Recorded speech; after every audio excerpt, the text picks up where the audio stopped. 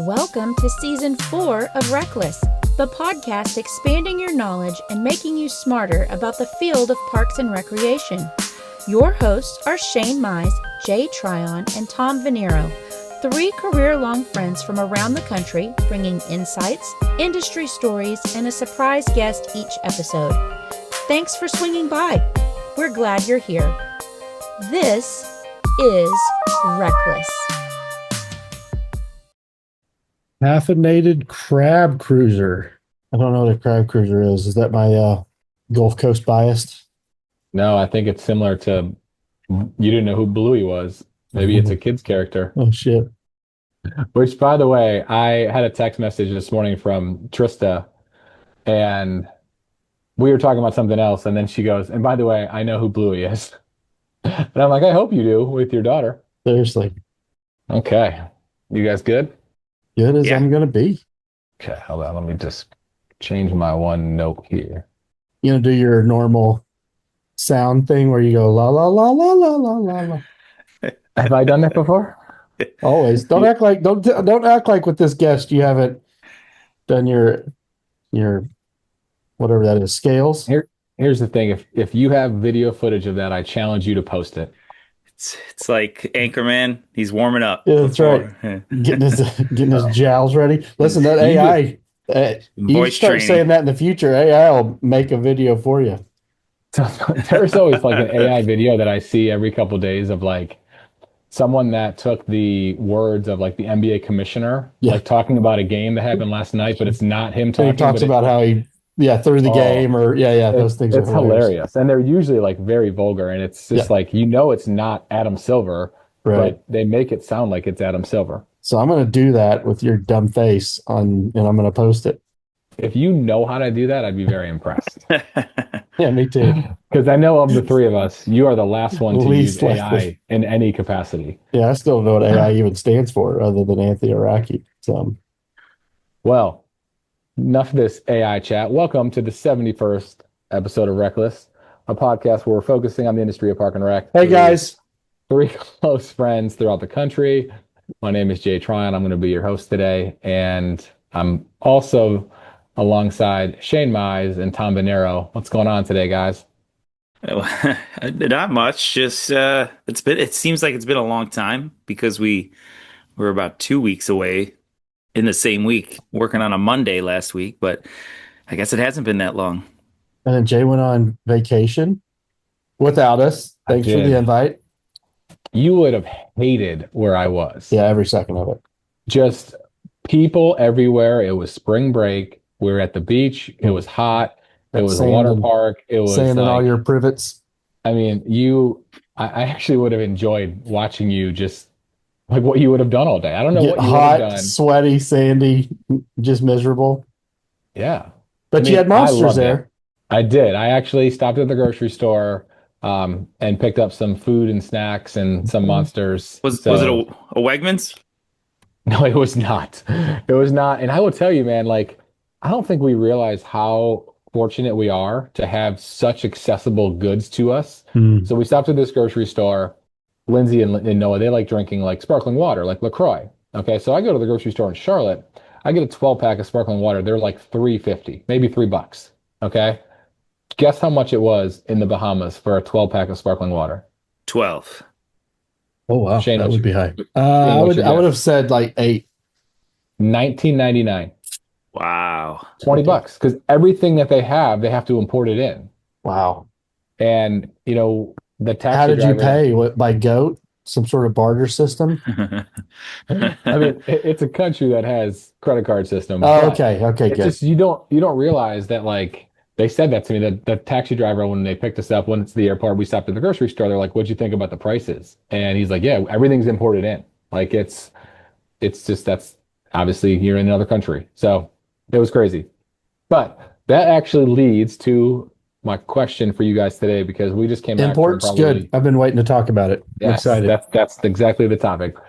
We came back from probably the best vacation, and I'm just curious. I'm on this vacation kick now. I'm like, I want to book another one so I have something to look forward to, but more likely it'll be something in the States. So where is a state that you have not visited that you want to visit? Oh, I can go first. This is pretty simple. Once I thought about it for a second, I've never been to Maine. My daughter's there. Okay. And I really enjoyed Boston, the small amount of time we were there. I thought it was really clean. It was really nice. I thought it was really cool to see some of the historical parts of, like, just a really older port of town. You don't see a lot of that in Texas, right? Houston's a new city. Austin's a newer city. They're the Driscoll's in Austin. It's the oldest hotel in Austin or whatever, but it's nothing like the history.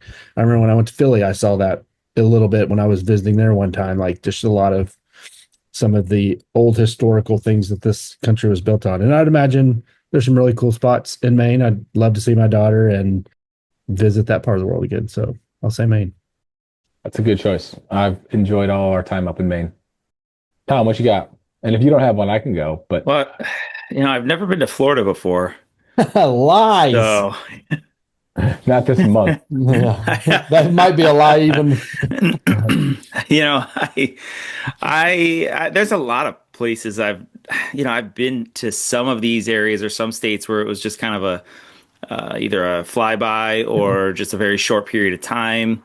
So, there's some areas in California. We've been to Anaheim. That was the only experience I've had in California, but a lot of individuals, Jill Geller, San Francisco. Those are some areas that I would love to go and give a shot. Just kind of experience just a different part of the country, a different landscape. Anaheim kind of felt like it was a little more, it's a little more landlocked, right, in California. So you're not really getting the coastal feel, I guess, so much. It's very touristy. Felt exactly like I thought it would feel when I got there. Yeah. Yeah. So, there's a lot of states too that I definitely would like to dabble in. But I guess if I had to choose one that's super cliche, our friend Kevin Whitty is in Hawaii right now, currently. And I don't know, Hawaii takes me back to childhood when I would watch, the specials of Saved by the Bell, where they would have that 2 or 3 episode special in Hawaii, or I forgot about that one. yeah, some other shows that would do that, or watching some of the golf tournaments in Hawaii. Or I know the show Lost, a lot of that was filmed in Hawaii. So just again, something that in my neck of the woods, and even most of the states, you don't see a lot of that terrain and get to experience the beauty. And it's just a different world, right? So I'd love to maybe, I think Hawaii would be the number one choice for me.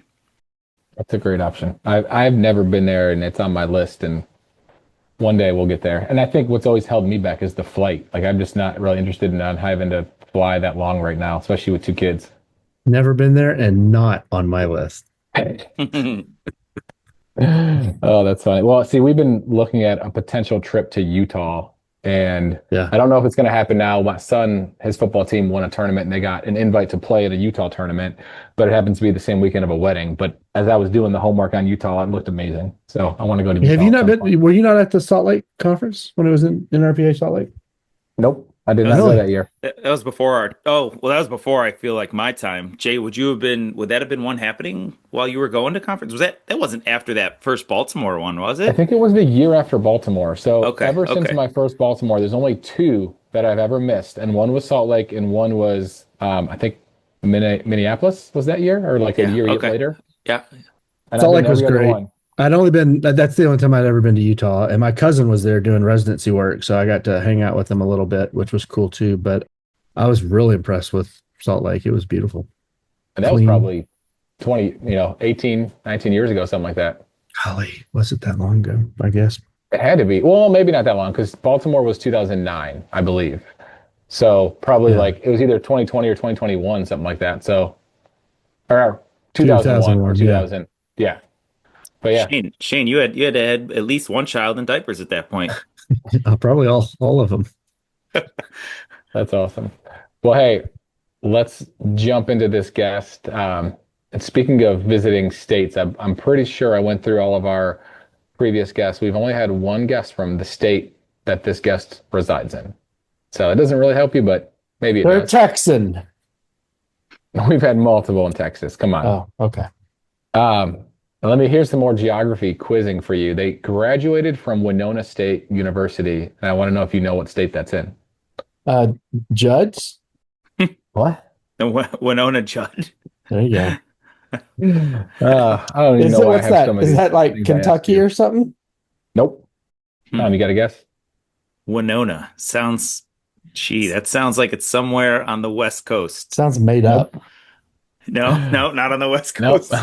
You guys are both not great with college. No. I thought Shane knows a lot about colleges for whatever reason, but that's Yeah, in one's with Minnesota. football teams.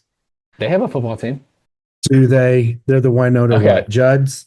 During college, they've done 3 different travel stints, and one was in Costa Rica, and then they also went to Australia and New Zealand, which is pretty neat.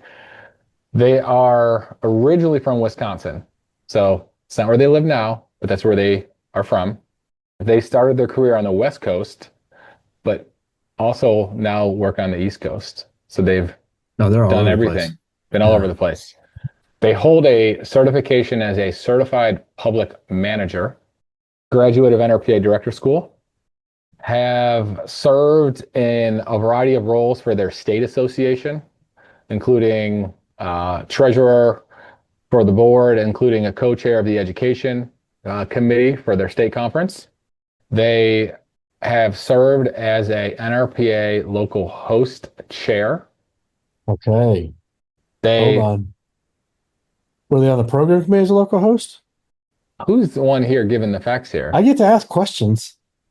They have served on the program committee for several years.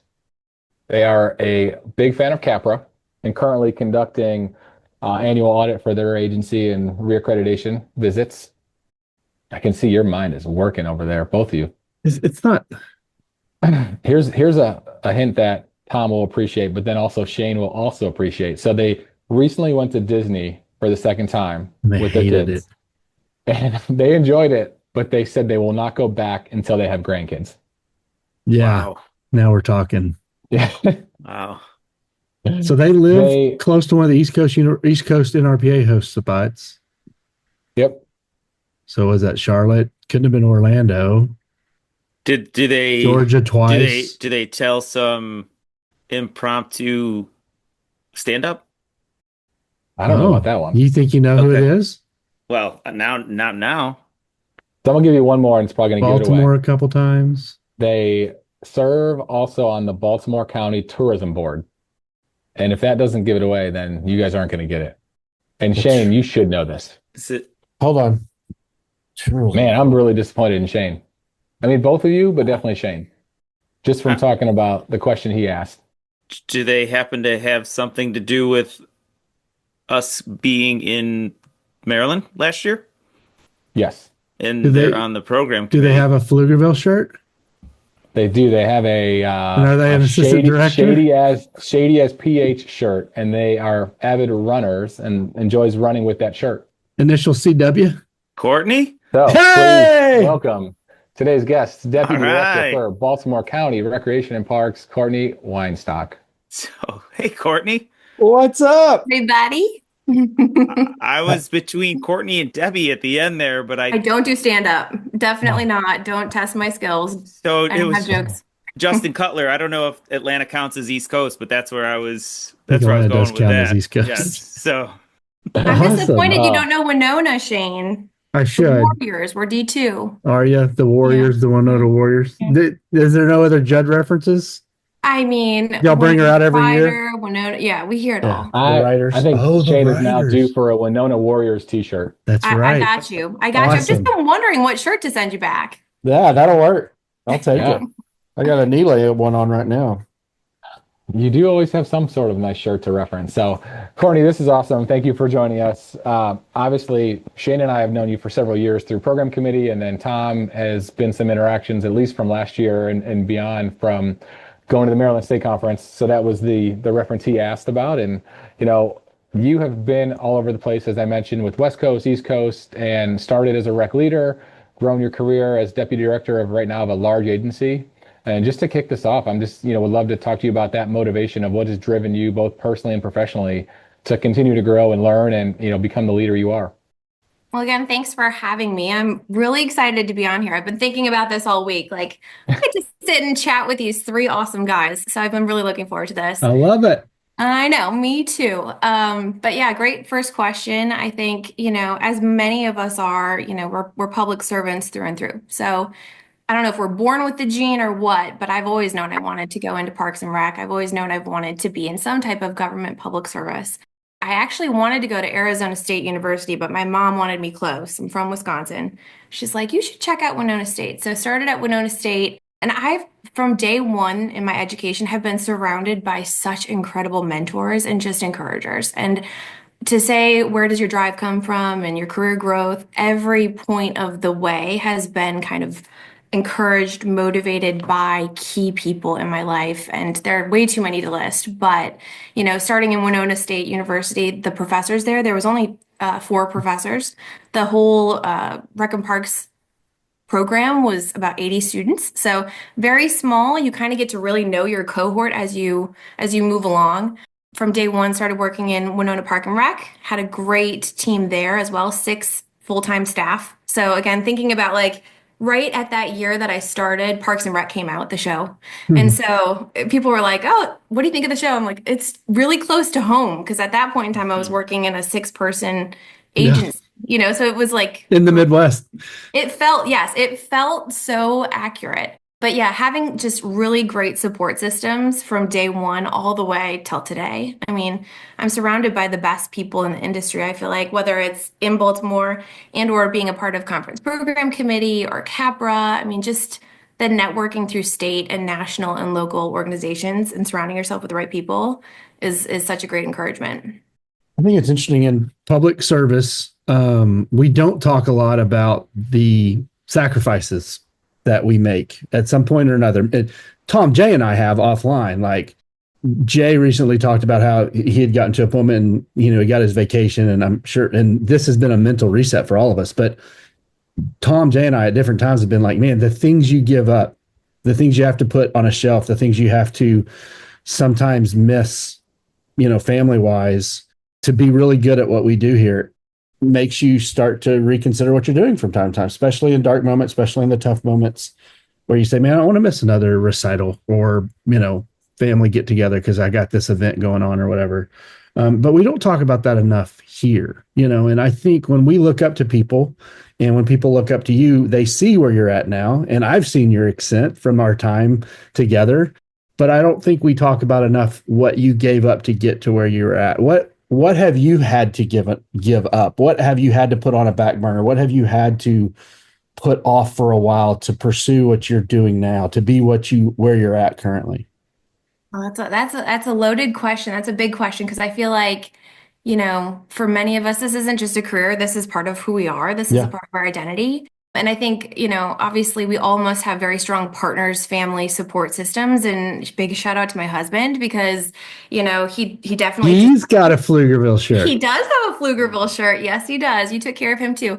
Yeah, I think, it starts with the partners, right? So just a real quick story about my husband, but we met in August of 2009 and I was going away. I was going to New Zealand and Australia for my graduate assistantship. And he's like, I'm not letting you go. I'm going to sign up as a student and come with you. So Oh, wow. it was, I mean, he's been my ride or die from day one. But it really does take that, because the schedule's crazy. When community wants to meet with you, it's at night, it's not during the day. And Yeah. so, you've got to meet the community where they are to get to know what they want and how to serve them. And most of the events and programs are going to be on nights and weekends. And so having that supportive family, bringing your family, I've heard you all talk about bringing your kids to special events and parks. And, we all do it. The kids grow up kind of having that like, wow, this is really cool. I get to be behind the stage or, on the sidelines. My mom gets to do something really cool. There are times that that's really awesome. There's also times where they're like, this is the third night you've been at meetings, Mm-hmm. So I definitely Yep. get those texts. The older my daughters get, they're like, where are you? Why aren't you home? And now, as my daughters are starting to play in the sports that I'm also sort of in charge of, they're like, don't work on the sidelines, mom. Like, if Yeah. somebody comes up to you and asks you a question about this park or this field or, whatever it is, they're like, can you just watch? So there is a lot of give and take. There is a lot of nights and weekends. There's a lot of just having to have your family friends be flexible and I think it starts with them seeing that this is really important to you and it's a passion. It's like who you are, because how are they not going to support, us as professionals, as community servants? But yeah, there's definitely a lot of give and take. But I'll also say I really appreciate this field in the flexibility, because it's not the 9 to 5. Right. You might work all the time, but you also have the flexibility of, all right, I probably have hit my 40 hours at Wednesday at noon, so I'm gonna take that doctor's appointment if I need to or whatnot, so that we have that flexibility just because we're always on. Yeah, there's a lot to at least where we are in our career now. There's probably not a lot of facilities that we're opening and closing that are that we're requiring on us to be there at 8 a.m. to make sure, or 7 or 6 or 5:30 or whenever the rec center opens, or that lifeguard shift. I think we've passed that portion of our career. So there is some flexibility there. It made me think of it in some ways, and I'm a little off topic now, but me and Hannah, and we've talked about on the show, we watch old shows. So we're going back through Mad Men, and there's a Conrad Hilton character in Mad Men, and he calls the Don Draper character like at 3 o'clock in the morning or 4 o'clock in the morning. And he says, Don Draper, I know the privilege of calling you after hours, and I don't think I've abused it yet. And I paused it, looked over at Hannah, and I said, well, he doesn't think he abused it because he doesn't have anybody that he's displacing in that call. But when it called the Don Draper character, it woke the wife up, it woke their little child up. And I don't think public servants convey that very well, or the public sees that, where, I'll get a city council member or a city manager will even text or call late at night and ask for something, but I've now had to pause a show or a dinner, or I've had to step away from something, and so it's service all the time. So I appreciate your, giving us some feedback on that. Yeah, I want to add a little more to that, or go in a little deeper into that, because we don't talk about it a lot, but we did talk about it during the spouse episode to an extent. They almost talked about it for us in that episode. Right. Yeah. We got some really great feedback and perspective. So take us inside of the perspective of your husband, your partner in crime. How does he handle it? From the day that you said I'm going to go overseas, and I know you met around that time too, and obviously you didn't maybe have the full family at that point, but obviously from that moment on, there had to be an understanding that you're looking to elevate what you're doing to a And totally he's got a different Mr. level. Mom at some point, right? Yes. Yeah. So Yeah, so he what's did. Yeah, he did. And Sam is going to be loving this episode. He would do the, Real House Husbands in I love it. I conference. love it. Yeah, so I think anybody who meets me within an hour or two, and I know sometimes I can be a little observant at first, but I mean, I can be a little stubborn. I can be a little motivated at times. So I think my husband knew that right away. And he knew how passionate I was. I mean, I've always been really big into building events. That's kind of how this started. So of course, when you're young, you don't have kids, you've got a lot of energy. I was in Portland, Oregon, and so we met in Seattle. So that's a separate aside. But Oh, he has followed you all over then. yes, but Wow. but to be fair, his family's here. So we moved from West Coast to East Coast to be near his family. Gotcha. So it's evened itself out. But when we were in Portland, young, energetic, young in 20s. I was doing movies in the park, concerts in the park, summer free for all for Portland Parks and Rec. Awesome experience. Like that was, I'm so grateful for that time there. And I did transition into running part of a rec center, and it was a very big rec center with a roller skating rink and Oh, wow. Olympic swimming pool, auditorium, preschool, all sorts of things. But in those first few moments where we're getting to know each other, it's in the first year of our relationship, I'm working almost 6 nights a week at movies in the parks. And, either he's going to come with me and we're going to make it an experience, I can do what I got to do and then sit back and watch the movie with him, or we're going to have to get really creative and make the most of our off time. So we kind of got that balance right at the start. And, as you kind of climb in your career, the schedule does change a little bit. Granted, I still am working 2 to 3 nights a week, just with community meetings and so on and so forth. But, because it's been like that since day one, I think, he's got a respect and understanding. I of course, support his career, as I'm sure we all do as well. But you find that balance of, okay, I know when I need to say no to certain things just to give him a break and to support him. But I think, at the end of the day, oftentimes he'll ask me some really cool questions after meetings. He'll be like, okay, what did you go into that meeting thinking it was going to be? The other night we had a meeting I thought was going to be an hour. It ended up being 3 hours. He's like, what did you go into that meeting thinking it was going to be? Why'd you think What it was did- only going to be an hour? Exactly. Yeah, he'll say it in a very not Not accusatory judgy. way. Yeah, Right, yeah. exactly. But he'll be like, what did you think? And then he's like, okay, and then what came out of it? And it's just interesting to hear his take on it. But I think if he were sitting here, I would hope he'd say it's pretty cool that you get to build community every day. And that, we're setting that example for the girls and that, they see him supporting that too. So Yeah. the whole family's doing it. It's a whole family buy-in. Love So Yeah, and it's not to say that it doesn't come with difficult times too. I could imagine my wife has a painting business, so outside of her day job, she does Amazing painting paint business. parties. She creates, pieces of art for individuals like Hannah. Yeah, we And commissioned her. She did great. and also Josh Keller is one of the others that had some really nice baseball beer mugs painted for him. But anyhow, when I'm home on those nights where she has a paint party, Yeah, you're Mr. Mom.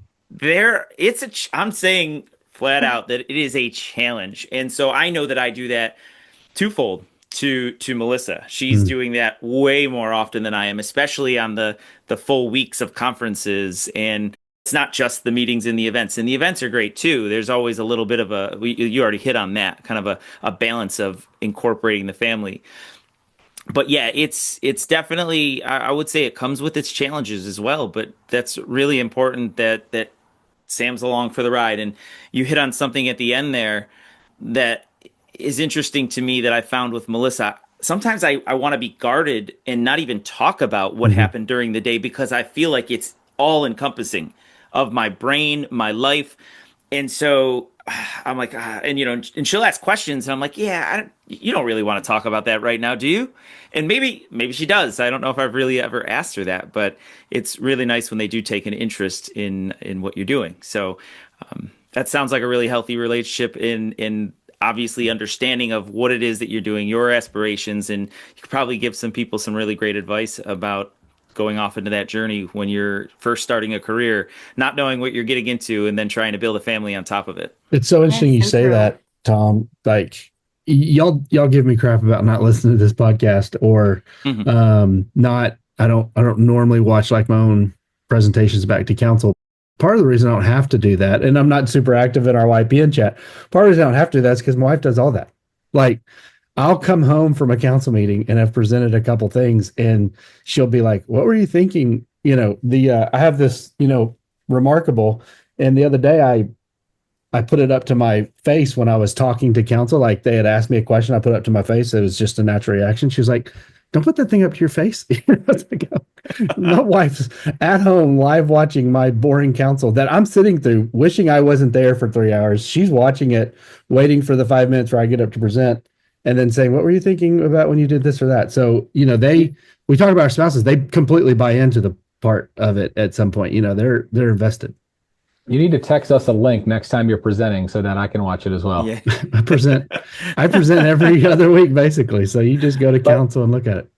There's one thing that Courtney said that I want to bring back up, and it's interesting because I'm glad that you said you had this happen to you too. But I was talking to Lindsay one day and we have a lot of meetings that run late. Like we might schedule a meeting for an hour, but it's going to be 3 hours or it's going to be 2 hours, whatever it is.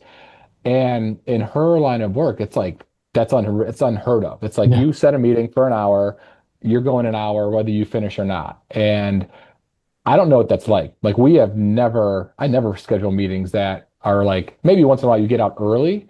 Get lucky. But you're very rare that it's like always going to end on the minute it's scheduled to end. And I don't know whether that's just a park and rec thing in general.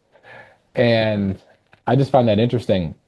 The other thing you said was when you were talking about earlier in your career and the movies and your husband might come out and just enjoy it. I'll never forget. So early in my career, I was running a special event facility and we were doing concerts and sporting events and festivals and trade shows, all kinds of stuff. And it got to the point where like we had an event every weekend, sometimes Friday and Saturday, sometimes all day Saturday into the evening. And we would hire vendors to come out and they're selling concessions. And I got really close with our beer vendor, and they got close with Big Lindsay. And shocker, by the way. Lindsay started working the beer vendor tent and like was selling beer at our events. So like she's coming out, we're still able to hang out, but she's also making some money. And we were young, both of us in our careers. So it was like a win-win because you could always use extra hands. And it wasn't, we didn't hire them.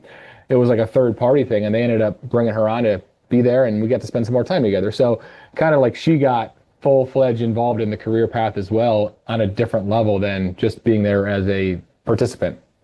Yeah, I this is not a question, but you guys just sparked something. I call them like family dates now, and when they're coming to our events, and Hannah said this on the spouse episode, and I won't hijack this anymore because we got to get more to Cortney, but it just reminded me of such a great memory. One of my first, I would call it an event date before kids, before having a family. Melissa came to a movie night with me that I was running.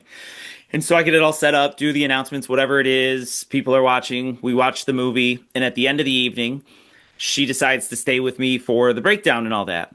And she knew at that point, we were fairly new into our relationship. She knew that I have and you may all not know this, and now you will. I have a fairly irrational fear of spiders. 6 legs, I'm good with. 8 legs, it's just, or more, can't do Good it. to know. And we're at the park that, those buildings, they tend to, when they're outside, they in those summer months, you get the spiders. And she just told me there was a spider on my back. I had a box in my hand with supplies. I literally threw it, screamed like my 4-year-old son, and ran from her.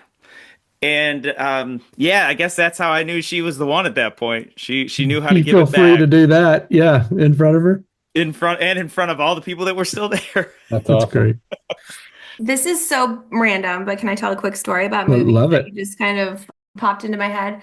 So just thinking about like how every day can be so different, right? Like you never know if a movie's just going to be a movie, if it's going to turn into something crazy, if whatever it's going to lead you, right? And I think that to go back to the original question of like career growth and just encouragement, never saying no and never being so closed-minded, right, is like the big takeaway. And so I'll tell you about a time I did say no, and All right. that almost got me.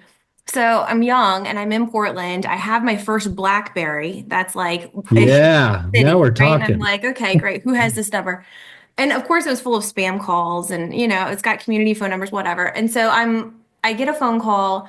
It goes to voicemail. I listen to it, and it's saying, "Hi, I got your contact as the movie in the park coordinator. I'd like to schedule some time with you. I want to film a TV show in your park for movies in the park." And it was like, "I'm coming up from California later today. Call me back." And I don't know why, but I was like, "This is spam." Right to voicemail. I don't know what I was thinking, but long story short, that was the Portlandia casting direct, like the cast director. So I don't know if you guys have seen that show, but Fred Armstead. And a couple months later, they come out with the Movies in the Park skit. And they didn't film it in my park. They ended up filming it in California. And I was like, oh my gosh, that was legit. And so they ended up coming back probably the next season, and they introduced a show. So I did get to meet them. They did come to Movies in the Park in Portland. But just wild. You never know who's calling. You never know what partnership is coming. You never know, what the event could be. So anyways, just wild. It's wild. So you grew up in the Midwest, which is a very unique and incredible group of community. Then you went to the West Coast in Portland. Portland's more West Coast than others, right? That's a really unique community. And then you traveled around internationally, but then you've landed in Baltimore, which is a totally different community. And in all those spaces, you're expected to serve that community, right? And Baltimore, first of all, Baltimore is a fun place. I enjoy going to Baltimore, but it can be pretty. One of my friends from college lives there now, and he said it took a couple of years for them. Locals are very protective of their spaces and people coming into them. And so, what's that transition been like? And what's it like to serve in so many different? How do you serve well when you're not from that area? I think I often reflect back to different points of my career, different points of where I've lived and had experiences to try to pull what I can. Because while every place is different, there are obviously very, common threads. And so in Minnesota, where it was 2 rec centers in this tiny town, and it was latchkey kids by and large, and a lot of, really great summer camps and programs, that experience was very hands-on, where every position does everything, right? It's a small team, so everybody's doing everything. Going to Portland, it was a large community center after movies in the parks and serving all the communities. Obviously, everyone loved movies in the parks. I have never seen a movie in the park program be so well received. I know Minneapolis has a great one, so I think we came second to them every year. But Portland was, 500, 600 people was a minimum of attendees every night. Awesome. Laurelhurst Park would get 3,500 attendees in a night. So it was wild. It was awesome. And so then to go into a community center, that was membership based. Winona was anybody could walk in. Portland was you purchase the monthly membership. So that was different, right? So a lot of community needs were needed by way of programming and what do people want in Winona. Portland, people came in, there were so many amenities, there was something for everyone. Yeah. So there wasn't so much that. So then coming over to Baltimore, and my first job with Baltimore City was the permits manager. And so at that point in time, I'm just, sitting in an office, don't know Baltimore all that well. I've only been there for a year, and I'm working in the city. I'm living in the county. I have a 1-year-old.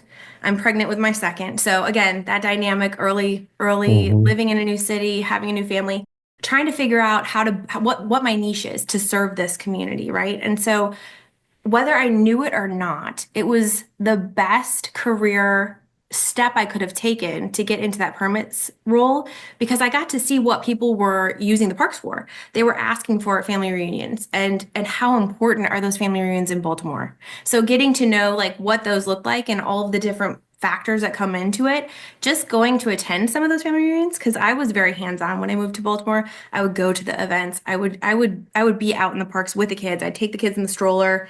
Sam was working nights and weekends. I would take the girls in the stroller with me. And so kind of getting a feel for what a Baltimore event looked like was really eye-opening and enriching for me as far as programming goes. And so within the first, I don't know, year, I got to kind of see there are some gaps. Some people don't have events happening in those neighborhoods, figuring out why, meeting with their neighborhood associations, and going around. And that's when Rhythms and Rails was created. So figuring out how can we, the city, bring something to their neighborhood with them. And so meeting with them, saying, we're going to do this together. We're not asking for money. We're not really asking for much of anything other than you bring the people, we'll bring the fun. And so that was awesome. There was like very little expectations. It created really solid relationships, trust, enrichment activities, community building. And then from there, we did the $5 5K. So again, just $5, come out, get outside of your neighborhood, come to a different park, sign up for all 9 races for $45 and get to see a different community. So those little moments of building community and low barrier ways has been really helpful, really rewarding, has allowed us to grow other programs. And then also now when I'm in the county, it's again so different. It's night and day from the city to the county. And so right now, I've been here for 3 years and it's been quite the journey. I am still learning every day. Every community is different. So we got the city and then we got the county that surrounds the whole thing. And so while I spent a lot of time in the city for my 7 years I was with the city, now I'm relearning the county. But I'm relearning policies. I'm relearning county government to city government. And so it's layered, right? So it's kind of trying to figure out not to make assumptions, take some time to learn, make some changes as we can, which I know I think we're going to talk about a little bit about because we're presenting about it in conference, some of the changes that we've been making. But taking the time to kind of understand what is the community about in each of these different neighborhoods, what's important to them, what are their strengths, where can we come in and help, and trying to build some trust with them as we start to implement programs, offer different opportunities and things like that. So the common thread is just listening and getting to know the community. The uniqueness is just about the approach and how you kind of see what their appetite is for the change in some ways or shapes or forms or willingness to partner. But listening and having good intent, I think, would be probably the common themes as far as different communities go. When I was doing the boater education stuff and the Take Me Fishing program, I got to know Big Bob Wall. at Oh Patterson yeah, Park. yeah. And I got to do some presentations with him, and Baltimore actually brought me up, and I did a week training for his crew up there in Patterson Park. And I've been to big cities. I was taken back a little bit by how much culturally connected they were to their area. Yep. I mean, like by almost grid-like lines. Like, this is my spot. This is my block. This is my area. I'll never leave this house. I was born in that house. This is my grandma's house. When she died, I took it over. I think of those, are they called row homes around Baltimore? Yep. Beautiful. 3 or 4 levels. They have like patio top roofs or whatever that you can see out. Guys, I don't know if y'all seen them. They look very narrow, but they have these stoops that everyone just gathers on, and community just happens in these spaces. First of all, Patterson Park is one of my favorite parks from my time just visiting, because so many different people, it's such a diverse population that interacted with it. And it had so many, first of all, it was like a war site at one time, and it's got this beautiful pagoda, and, you know, all the neighborhood kids fish there. It's just an incredible melting pot. But I was taken back by how many kids had never really left that area very culturally. And you're now trying to serve the Patterson Park area, but then whatever Patterson Park's rival area, you've got to go into that space and serve it, you know, and that's got to be difficult. Well, but I love that you said there were common threads, because I think that is what we all feel like. That I do think it would be tough for me to go to Baltimore City and work in Patterson Park, but I also think if I care about that community, and they realize they realize that I care, and I care about the pagoda, and I care about their little cleanup programs, and I care about their lake projects, that they will lessen their barriers to me and start to say, okay, this guy cares about us. We're going to start to trust him, and we're going to give him a chance with his programs, his events. He's not Bob, but, you know, we're going to give him a shot. The ice rink or whatever it is, you know, I don't think I could do any of the things Bob was doing in Patterson Park, but I think if they find out you care about that community, and you care about not changing their community and their history and their legacy, but just embracing it and trying to enrich it in some way, people will give you the benefit of the doubt for the most part, even if you're not from the area. That's really what it is. And I don't mean to keep going. You can cut me off and ask a different question, but the community knowing that you care is the biggest thing. And I think to your point about, you know, Bob can do things because he's been in that community, because he's built that trust. I have a new Bob. He's my director in the county, and he's been with the county for 28 years. And so he grew up in county. And I honestly credit so much of the change that we've been able to make in the past 3 years because the community knows him. They trust him. They know that when he says something, like if I went in and said it, it's not going to be received the same. They don't know me. And that 3-hour meeting the other night, it got to the point where I was like, okay, I hear the distrust, and that's warranted. Let me tell you a little bit about some of the programs I've built before, not to boast about myself, but to show that I don't have an agenda other than I want to bring things to this community. And while I haven't proven that to you yet, let me prove it to you. Let's start small. Let's figure out that baby step of whatever it looks like for you and your community, so that you see that I'm not coming to take anything from you. I'm only coming to bring opportunities and access. And so meeting it where it is, there are other communities that are like, yes, let's partner on all of these things. Please bring all these activities to us. And there are others that are like, I don't know who you are. I've been doing this by myself for a long time. Do this. We don't need you. It's like, okay, we're gonna walk together as slow as you'll let me, and we'll figure out how we build this. Those pillars of the community. And I think all of us can think of someone we're thinking of. Bob had more pull in that Patterson Park neighborhood than any mayor, any professional athlete. If Bob called the local restaurant, the bait shop, whatever, and asked for it, they would have totally done it. If anyone else, and you can talk about Ray Lewis, I'm talking about anybody, they probably have some credit, but they didn't have the credit Bob Wall had in that community, because he'd been there 30 something years, and not only he'd served every parent and niece and nephew and uncle, but everyone had gone through the program. He'd been the referee, he'd done all the officiating, and so like he was that community. You know, I don't remember if he lived in it, but he did. Not at the time that you probably met him, but he grew up there. And then spent all of his he's still there. He just asked me for a fishing donation just a couple weeks ago. You know, he's retired, and you're gonna give it to him. Oh, of course I am. Of course. If Bob called me, I'd give it to him. Yep. Absolutely. Don't tell him I said that. Well, and I think like for us, like we've been in the profession long enough to understand the value and importance of getting to know your community. And I think as a young professional that's rising, those are things that are kind of that unwritten rule that like you need to dive in and go head first to know who you're serving, to know what they want, know what their needs are. And those are kind of those conversations we've had with different mentors, mentees, people that you're trying to help their career path grow and blossom, because those are things that you're not going to get in a textbook. You're not going to get from going to a session or going to a class. It's really like those one-on-one conversations from previous staff or from current staff, or even just someone that you can meet in the neighborhood that they'll tell you, blatantly, like, hey, this is what we want. This is how it has worked in the past, or maybe how it hasn't worked. And then you can learn from that. They don't want to be a stepping stone to your career either. No. Yeah. It needs to be for them, almost by them. And I'll use, like, we have an example here. We have an art center that it literally was built on the foundation of being a community art facility for the community by the community, because we didn't have one, and there isn't one in our county. And that was the foundation of it. Like, we have very affordable rates for tenants to lease space to have an artist studio.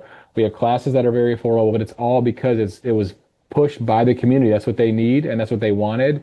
And it wouldn't work in every community, but it works here because that's what they've asked for. And we've really grown it because of their push for it. Yeah, you talked a little bit about, or we just talked a lot about the actual residents, and I think this show is a testament to it. This profession is so different from agency to agency. Like, it's so different. And I always found it fascinating when I started to learn more about the South, and obviously not just the South, but like a state like Maryland that has that big county rec system, right? And the individual townships or communities or cities within there, they don't necessarily all have their own individualized. So I'd like you to let us know a little bit, and Jay, you can probably add to this too from your experiences to Mecklenburg. Jay and I got an opportunity to present at Maryland, and it was large organization, small organization, same goals, right? Different makeup, same goals. We get that. We just talked about that a few moments ago about how those principles of knowing your community and trying to serve them best based on their needs and their desires, right? But I want to shift over to the staffing piece of that. When you have a community like mine that's serving one community in our county, our overarching county outside of the city of Rochester, they have no jurisdiction in our areas unless they have a county park in our municipality, which in ours they don't, in some they do, or if they have some kind of a partnership through maybe a Office for the Aging or Office for Youth Services program, right? But we don't have any county recreation. It's all done. And the county parks and recreation, they have their own operation, and then we do what we do to serve our community. So when we're training a staff, we're training a staff based on the needs of one community. Now, I know that in your rec centers, you're going to have more of a siloed staff, right? You're going to have that, but you also have a pretty large staff. And I remember a conversation you and I had about you were getting ready for a massive training, and I think you brought on a whole lot of individuals as well.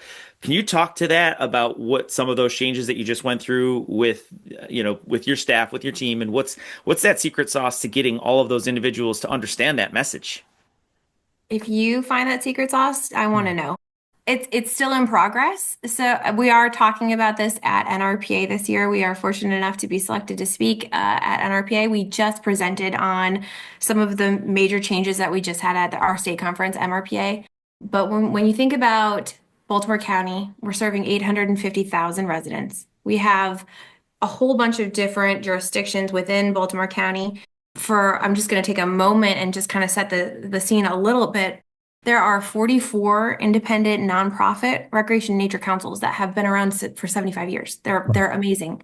I don't know anywhere else, and you can, send me facts, because I would love to know who else has 44 partnered agencies that garner 10,000 plus volunteers, to do rec stuff. I mean, it's incredible. So this has been going on for 75 years. And so we've got our nonprofit friends, our Rec and Nature councils that help to provide the programs. We have our localized staff that are there to support what happens by each of the Rec and Nature councils, but also the communities, and also, just anything else that comes up, passive park usage, our own programs, things like that. For 75 years, though, our department didn't really do much programming. We primarily supported these volunteer groups. And the volunteer groups, again, continue to grow in numbers, support, dedication, all good things. But when we're moving towards a 2025 model, we call it Reimagine Rec and Parks, we're trying to make sure that there is some consistency in all of the zones that we are overseeing, and that we're making sure that there are access and opportunities for all communities. And so where in the past we were relying mostly on these nonprofits, again, we still are relying on them. We now are taking a more active role to figure out where the gaps in programs are. Where have we been missing as professionals? That's what we assume our role to be, is to make sure that all of Baltimore County, their needs are being met for recreation and parks services. So if they need a new space to walk their dog, if they need a place to put their kayak in, if they want a new program of some type, we want to be that person or that entity that is collecting those requests and meeting their needs. And so over the past year, I will say probably 18 months, we have been trying to determine what additional staffing, what additional support we need in order to really not change services to our partners and how we're operating with them, but also to expand what we're doing and to communicate to those staff what their roles are, right? So they've been like, okay, I'm going to line the fields for the soccer program. I'm going to open this facility for this basketball program. But now we're saying, yep, do that. But then let's also figure out who else we're missing in the community. Let's go out and figure out who the neighbors are, if they want a movie in the park, if they want a different program. And so to your point about how are we getting that messaging and training, it is a lot of, we brought on a couple new staff to help with that. We have reorganized to some degree. We have a permitting team that's helping to do a lot of the data entry for a lot of what the rec councils and the nature councils are doing in the parks, so that the local staff can focus on community engagement and outreach and things like that. We've also brought on a new programming team to go into those zones and to be there and be ready for when somebody says, yep, I would love ballet. All right, cool, let's make it happen. We've brought on a community engagement and outreach coordinator to start laying the plans to conduct a needs assessment. And I think that will be one of the most exciting pieces over the next year, is because as we talk about different neighborhoods and how we meet them where we are, that survey isn't going to be well received by some communities. It might be by others, but in other communities, we might be getting the needs assessment data by just sitting and having coffee with them. And so what that data entry looks like in that collection of information is going to be probably very different based on what part of Baltimore County we're in. And it'll be exciting to see how we engage with them and the outcomes of all of this. But having those key positions that will help set the tone, alleviate some of those roles that our staff that have been with us for decades in some cases, haven't been asked to do, to kind of walk hand in hand with them to say, yep, we are going to be changing some of what we're doing, but the core focus is to make sure that we're serving the community. And so it's just making sure that we're reminding them of their job. Their purpose has not changed. We are serving the community, and how we're going about it might look a little different. When we did make these core cards that they can keep in their pocket, they can pull out, and our core values are on there, our mission, our vision, just so that, if they're feeling lost one day, here you go, pull it out and give it a read. It's a heavy lift. That's a heavy lift there, and 850,000 residents. If I know with part-time, it's probably a really, really large number. But what are we looking at full-time staff in Baltimore County? It's going to be less than you might guess, actually. So before Reimagine Rec, it was 188 full-time staff. After Reimagine Rec, it's 270. We haven't filled them all yet. And then part-time is roughly around 1,200. So the gap in what you might have expected, I should have asked you what you should No. guess. I that's not less than what I thought. Oh, really? Okay. That's a pretty large number. I mean, Jay. I would have thought more. Okay. I Jay would have comes from a easily big guessed county. more. Yeah, I was going to say. Yeah. Okay. Well, and that's a great question. Jay comes from a big county. Tom just talked about how he basically has put up guard stations outside, told the county they can't come in. But is there any, you worked in the city, now you work in the county. Was there any, tricky areas, and were you able to smooth that over going from one agency to the other? Were you able to say, listen, I know what it's like being in the city the last 7 years, and I'm going to grease the skids over here, or I now have a perspective that maybe the county never had? I will tell you that I do bring quite a bit of my experience from the city into the county. Yeah. They are two very different worlds. We share a border, but they are two very different worlds. The city had 400, when I think I left, it was 415 full-time staff and thousands of part-time staff. So they had double the staff that we have. They also have a different funding level than we do as well. I forget what their numbers are, but they are significantly more funded than Baltimore County. Does your county population encompass the city Nope. population? Okay. What's Nope. theirs? 600? Oh, wow. Okay. I think. I don't know. I'd have to go back and look. That just puts perspective to what you were saying about the staff and why you might think that might be less if they have 415 and less residents. Yeah, and their numbers could be very different, but yeah, I mean, I think that the needs and the way that we were serving the community was so different than, I will say, a traditional rec and park agency. I don't know very many models that solely rely on independent nonprofits to do all of the recreation parks programming. So a lot of our SOPs needed to change. At that point in time, when I came into Baltimore County, we did not have our CAPRA accreditation. So a lot of the policies and procedures were, I mean, they were a little dated. They were, swayed to a different model. And so we rewrote almost all of our policies and procedures in the course of, again, 3 years. We did get CAPRA accredited at conference last year. So that was a very big accomplishment for us. Yes, it was a lot of work. The team they bought in, and they had to make the changes that we've made. And so we have this beautiful knowledge base, which is like our intranet that has all of our new policies and procedures on it. And the staff have gotten really accustomed to going on and making sure that they know the latest policy and procedure, and knowing that the previous directives are dead. We say the directives are dead, that they need to go to the knowledge base and look for the policies first. So, I think one of the questions was, how do you get your staff to know the changes? And it's creating those knowledge base type platforms so that they have easy access to go on and find these resources that are so vital to their daily work, as well as, repetitive communication, emails, open door policies. We do, Bob and I do a lot of optional coffee with the directors. And so we'll buy coffee and donuts and just come and sit and ask us questions. We have no agendas. And so that's been helpful as well. So I know from other guests and just people that I've talked to over the years in the Baltimore area, it's a pretty hotly political posting for a government employee. Like, I don't know if city is more than county or less than county, but how have you navigated that in your time? Well, I think, for one, when you believe in what you're doing and you can articulate, the need for change or the need for a program, the need for a service, I'm sure we've all done it, but you take the benchmarking, you take the data, you take the buy-in, you take the intended outcome of what the benefit will be.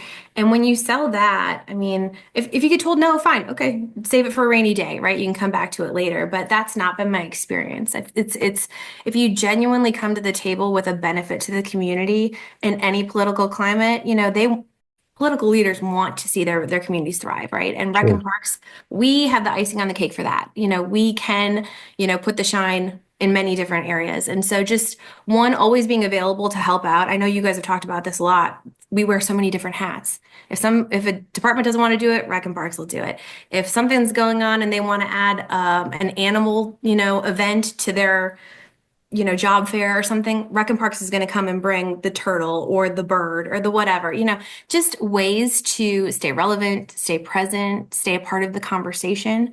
And so I think, just being willing to have a staff that's ready to shine in any experience has kept us at the forefront of a lot of really cool opportunities. And certainly there's been a lot of political movement and things. Our county executive went to Congress. We're super excited for him. We just got a new county executive in January. And it's just making sure that all of the things that we've been working so hard on in that transition are a part of the conversation as we continue in anything that we do. And just, touting how essential we are. That's one of the conversations that we always have in Rec and Parks. Love that. Great. And I know you've kind of teased it a couple times. I want to give you a moment just to kind of touch base on a little bit deeper on the session you're going to have at conference before we kind of wrap things up, because I know we're getting close to an hour already. But I'm fortunate to be on. It has gone by really quick. But you and I are fortunate to both be on the conference program committee, so we're able to view all the sessions. And so I've been able to see the session that I'm going to mention to you in a second that you're speaking on.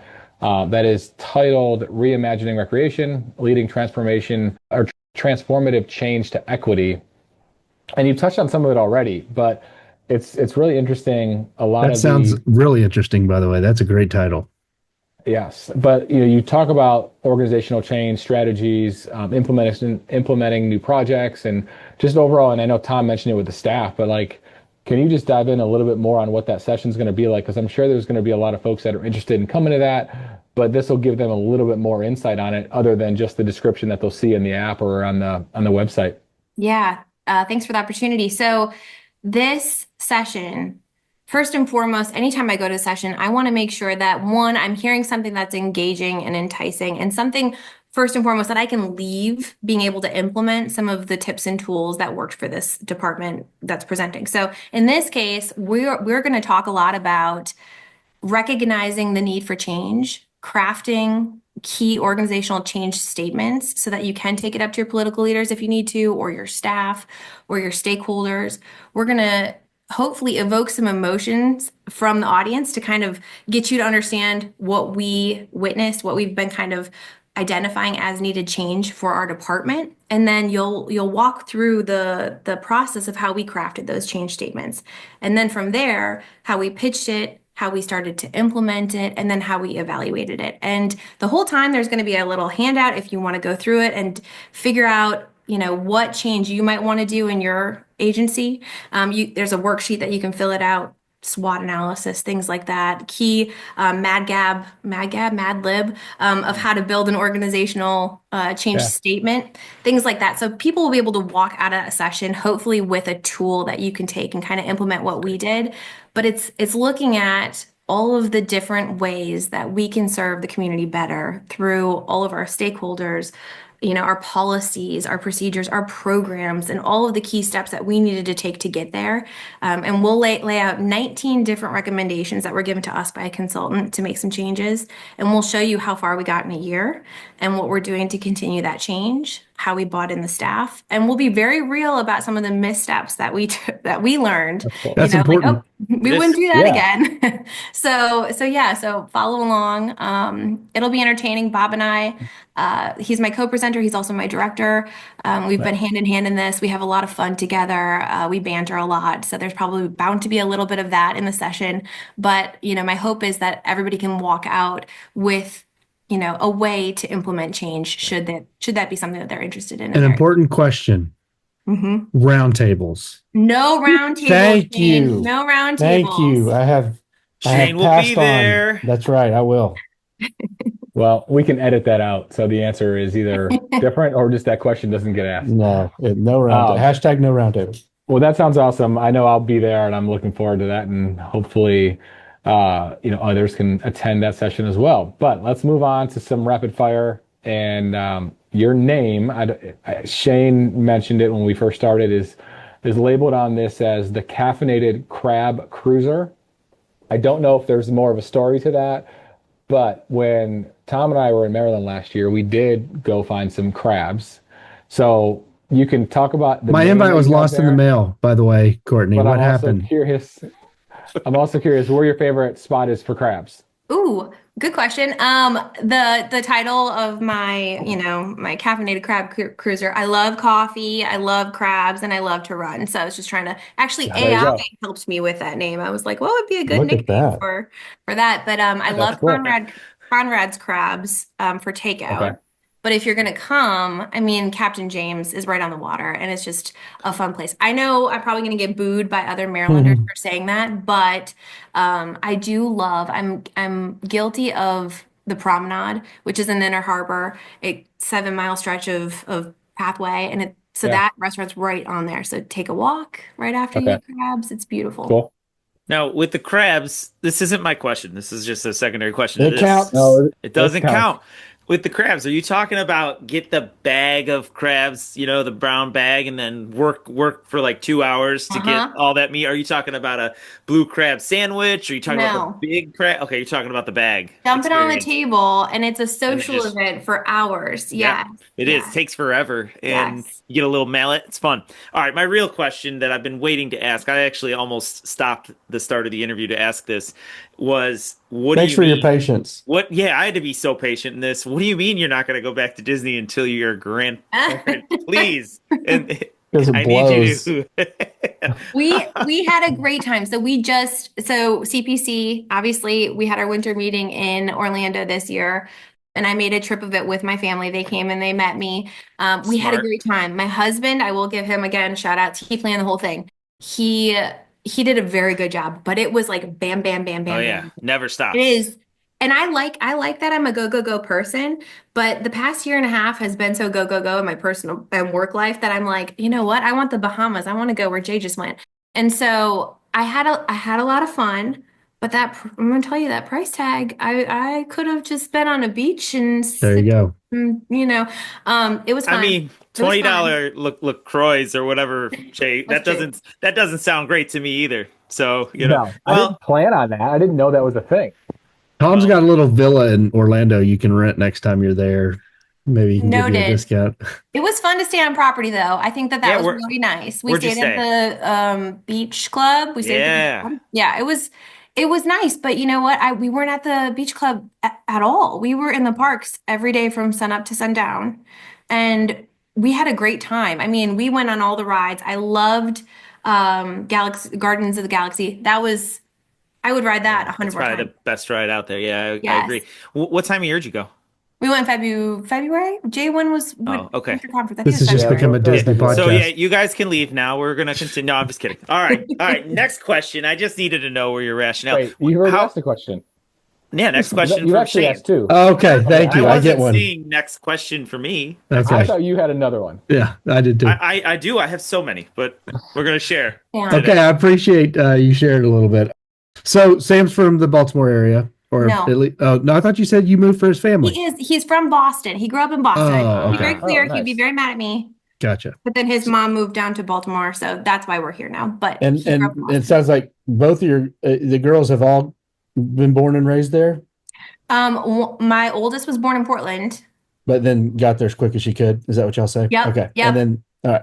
So, if you were traveling to New Zealand and we met you, and someone asked where were you from, would you say you were from Balmer, or would you say you were from somewhere else? Are you considering yourself a local now? That's a good question. If somebody on the street asked me, I would say I'm from Maryland. But yeah, no, I'm from Wisconsin. Okay. There is some cheese in I mean, I definitely Okay. have cheese in my veins for sure.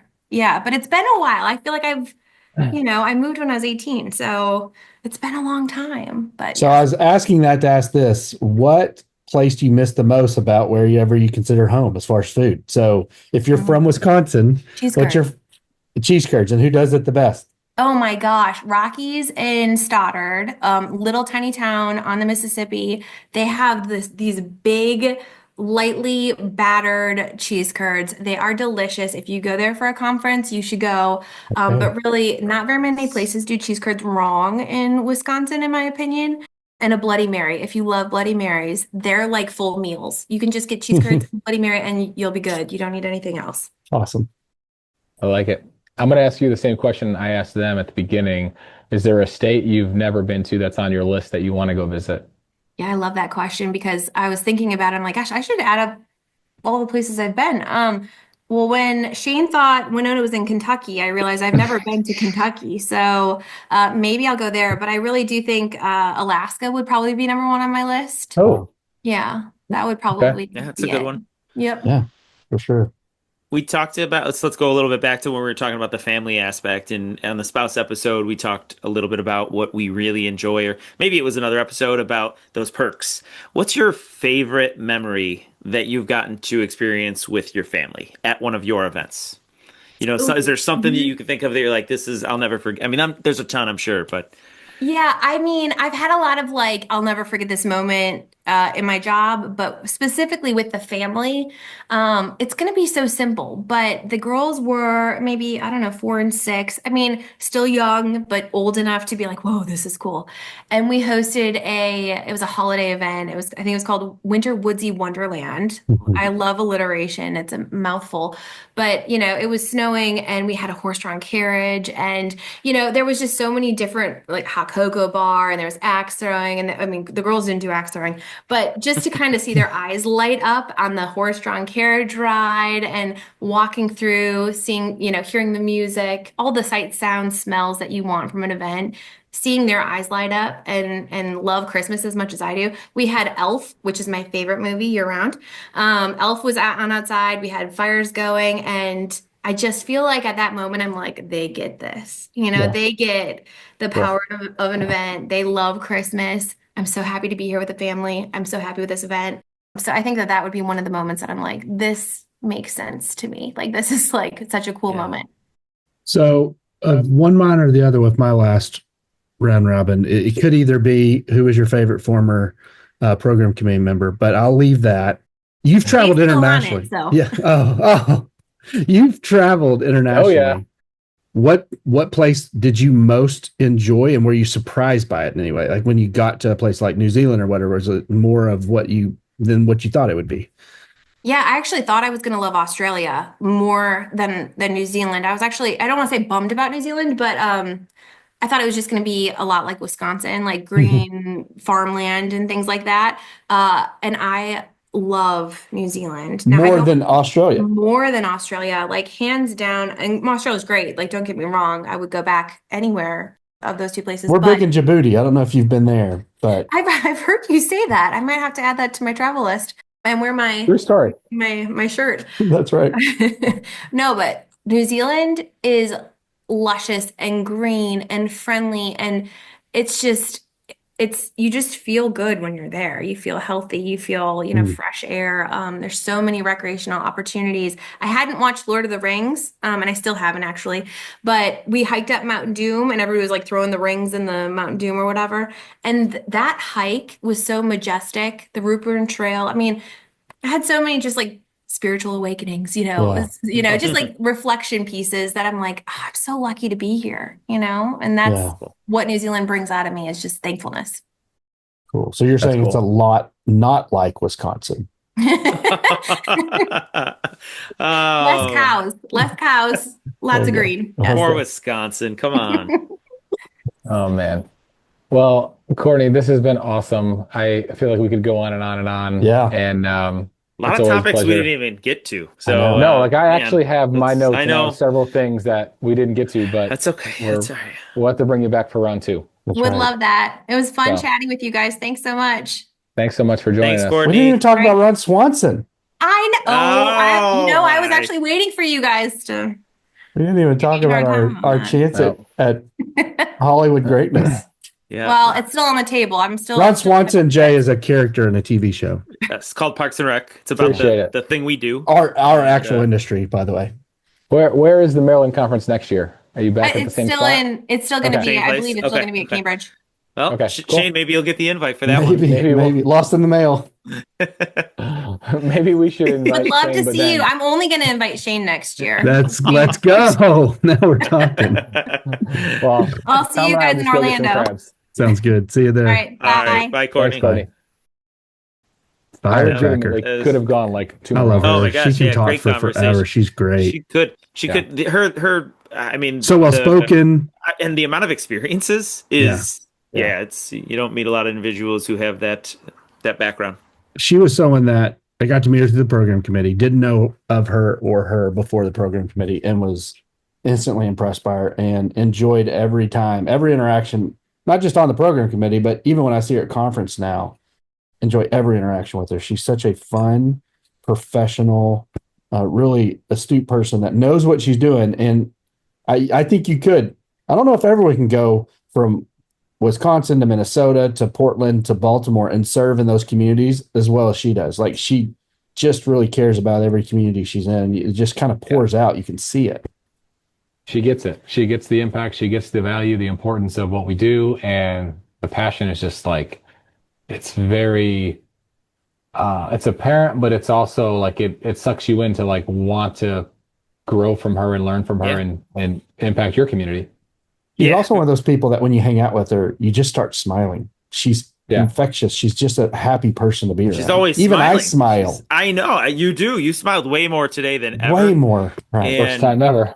But she's, who was it? Buddy the Elf. I love smiling, or smiling's my favorite. It is contagious, and she's always smiling. Courtney's always that's smiling, funny. so it brings a smile up too. That's her movie. Now, before we go today, I wrote to something down here that I'm realizing, and I've realized this long ago, but it's really just popped in my head. That this is a podcast? Yes, well, it's to be determined. I'm not really sure if that's what this is or not. What I have realized is that Shane manages to offend or marginalize at least two different groups of people in every episode. I think there was maybe three this time, but the two that I wrote down was Winona. Winona is down. All the Winona people. Unless you're a Judd fan, then I actually hyped you up.